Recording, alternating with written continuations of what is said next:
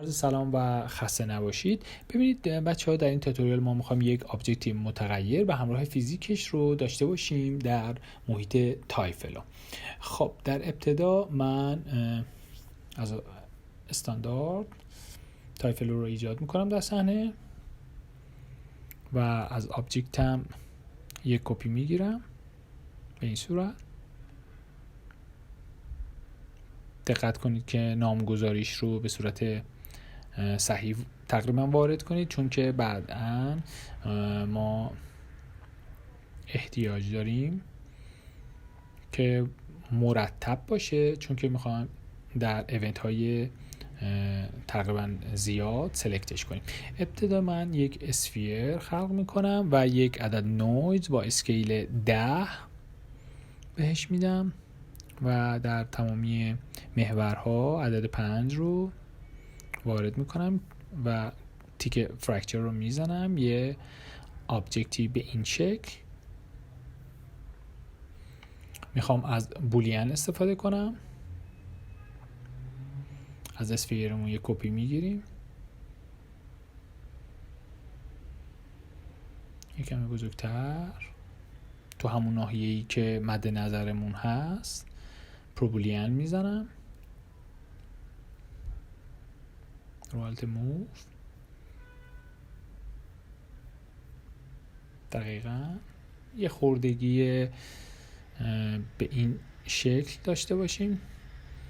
ازش یه کپی میگیرم و اسمش رو به راینو 2 تغییر میدم. از این یه کپی میگیرم به این صورت. منتها شما به یک روش دیگرم میتونید این کار رو انجام بدید، منتها من تصمیم گرفتم که هر دو روش تقریبا رایج انجام این حرکت رو خدمتتون عرض کنم. ببینید هر جایی که مد نظرتون بود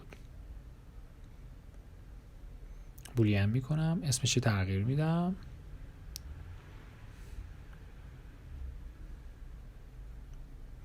یک کپی میگیرم، دوباره یک کپی، این مقدار اسفیرم و اسکیلش رو بزرگتر میکنم. ببینید خب بعد شما میتونید اون اسفیر رو پاک کنید. اما روش دوم به این صورت هست که به طور مثال من یک باکس ایجاد میکنم، سگمنت های 10 ببینید یک اسفیر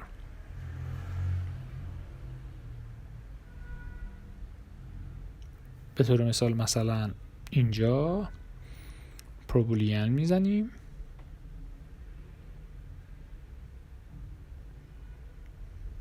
خب پیک میکنم، بولیان اتفاق میفته.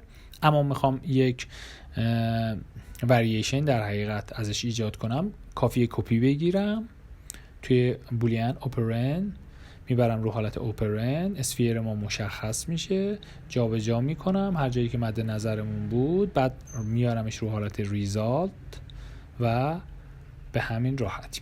و اما برمیگردیم به پروژه اصلیمون. تمامی آبجکت ها رو به کانورت تو پولی تبدیل میکنم، اوپن ادیتور تایفلو رو باز میکنم،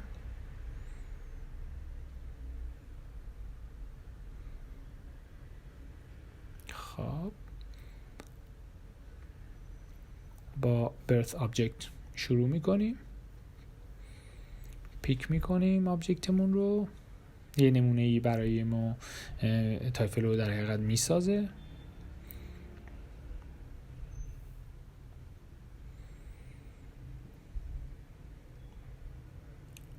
خب که فیزیک هم نداره، چرا؟ چون که اپراتور فیزیک رو ما اد نکردیم به ایونتمون. الان قابلیت فیزیک را هم داره، منتها چون ما مناسب روی سطح گرید گذاشتیم اتفاقی خاصی نمیافته. تایم تست استفاده میکنیم روی ایونت ایج، پارتیکل ایج، فریم که هر سه در این مورد تقریبا به یک نوع عمل میکنن که ما میتونیم بر اساس فریم بریم جلو، فریم مشخص کنیم براش که از مثلا فلان فریم وارد ایونت بعدی بشو یا از طریق موارد دیگر. شیپ رو اینجا اد میکنیم، رنگش تغییر میدیم.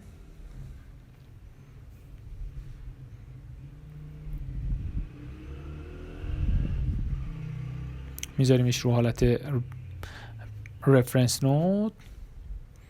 راینو یک رو اد میکنیم. ببینید از روی اسم راحت تر میشه تشخیص داد. ببینید به محض اینکه از فریم 10 به اونور حرکت میکنه میره وارد ایونت بعدی میشه. این به خاطر اینکه وریشنمون باید صفر باشه که دقیقاً روی فریم 10 عمل کنه. ببینید 11 رنگش زرد میشه، یعنی در واقع فریم 11 روی ایونت بعدی است. ببینید این هم تایپ فریم پارتیکل ایج. باز به همین صورت میگم در این نوع به خصوص هیچ فرقی در حقیقت نداره. فیزیک رو اد میکنیم.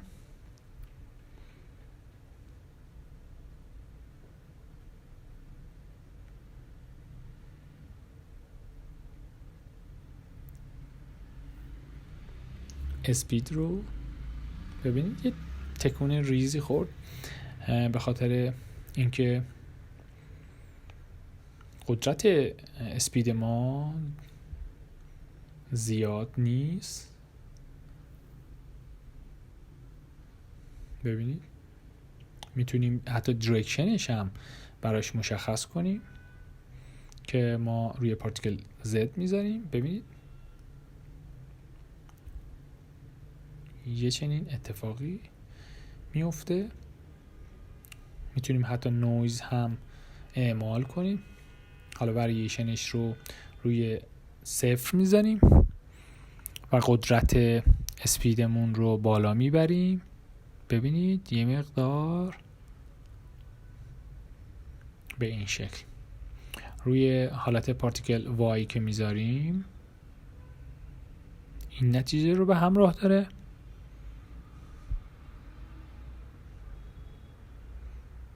در حقیقت دیرکشن مسیر اسپید رو مشخص میکنه. اسپین رو اضافه میکنم و اسپین ریتش رو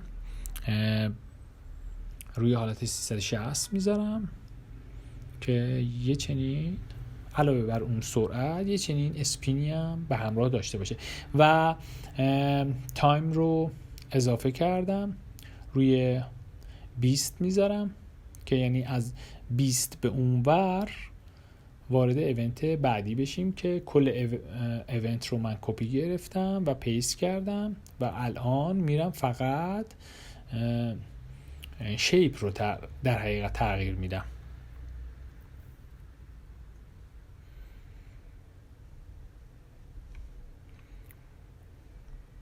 و رنگش رو به خاطر اینکه متوجه بشیم آبجکت ما الان در کدوم ایونت هست. ببینید از 20 که رد میشه در حقیقت وارد ایونت بعدی میشه. ساده است ولی جذابه. وریشنش رو 50 میذاریم. میتونیم حتی یه مقدار بیشتر ببریم. دیرکشنش رو از قسمت دیرکشن دایورجنس یعنی واگرایی در حقیقت این محور رو افزایش میدیم و یک کمی هم نویز بهش اضافه میکنیم که به اون دقیقاً اون چیزی که ما میخوایم، به اون لوکی که ما میخوایم برسیم.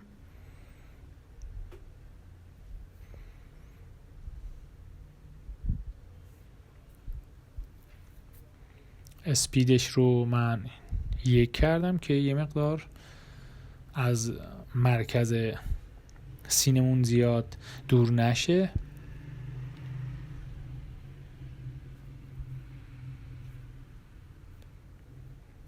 دوباره پیس گرفتم، از ایونتمون رنگش تغییر میدم. در حقیقت یه آرندی انجام دادیم و هی کپی پیست میکنیم و مدام شکلمون رو فقط عوض میکنیم و به همراه تایم، اسپید و اسپین و اینها رو میتونیم به سلیقه خودمون مقدارش رو در هر ایونت کم و زیاد کنیم و یا حتی یه فورسی بهش اضافه کنیم که یه شکل تازه تری به خودش بگیره.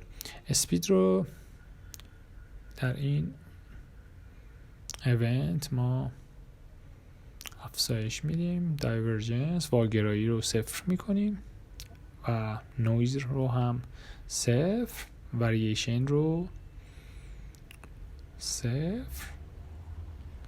یه مقدار از قدرت او به بیرون از سینمون رفت.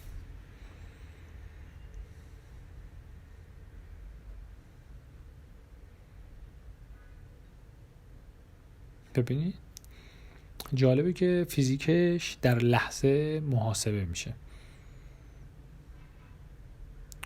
ببین یه مقدار میخوام به حالت بالا در حقیقت پرتاب بشه. خب ببینم میتونم از طریق اسپید این حرکت رو اجرا کنم. اصلا میتونم یک کریت آیکون بزنم و جهتش رو به بالا میکنم و خب اسپید رو در حقیقت میگم که از قسمت direction آیکون ارو، یعنی در راستای پیکان آیکونمون باشه که همونجور میبینید. مقدارش رو میتونیم تنظیم کنیم که حالا مقدار پرتاب شدنش رو به بالا رو در حقیقت تنظیم کنیم که از این قسمت کپی میگیریم، پیست،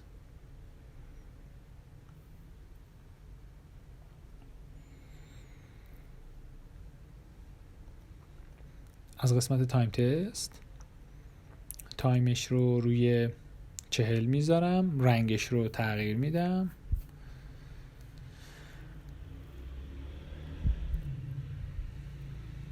شیپ رو عوضش میکنم، مدل 4 رو انتخاب میکنم. ببینید به یه چنین اتفاقی ما میرسیم. تایم تست رو روی 55 میذارم حدوداً، یه کپی میگیرم، پیس، مراقب باشید پیس اینستنس نزنید چون که تمامی ایونت ها رو اون موقع با هم تغییر میده و دچار مشکل میشیم. الان ببینید رنگ این رو دوباره تغییر میدم،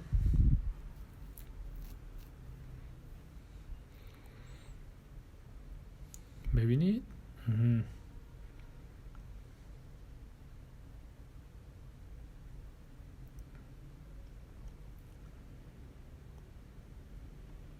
الان توی ایونتمون به رنگ آبی هستیم. یه مقدار زمان این رو باید تغییر بدیم که بذاره در حقیقت آبجکت ما به زمین نزدیک بشه. که بعد وارد ایونت بعدی بشه که قشنگ اون برخورده اتفاق بیفته. با حالت 45 میذاریمش و این رو هم افزایش میدیم 60.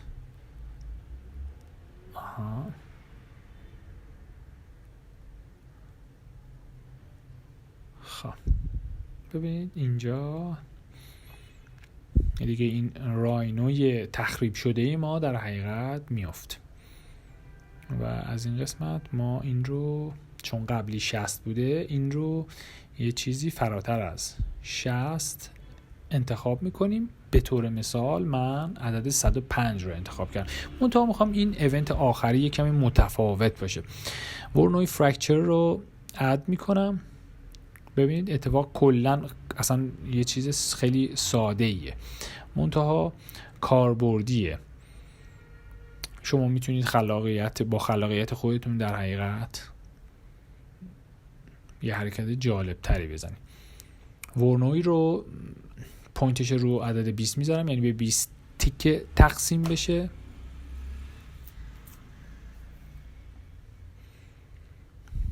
و در نهایت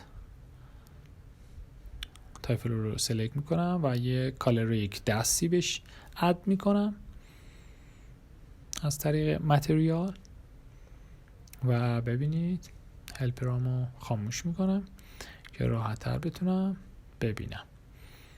خب ببینید در نهایت یه چنین چیزی میشه. امیدوارم خوشتون اومده باشه، کاربردی باشه و خدا نگهدارتون.